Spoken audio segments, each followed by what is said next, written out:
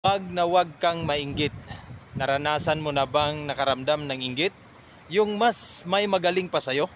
At habang naisip mo itong taong nakakahigit sa'yo, ay hindi mo maiwasang maikumpara ang sarili mo. Alam mo, gusto kong sabihin sa'yo, walang may dulot na maganda. Walang may dulot yan na maganda.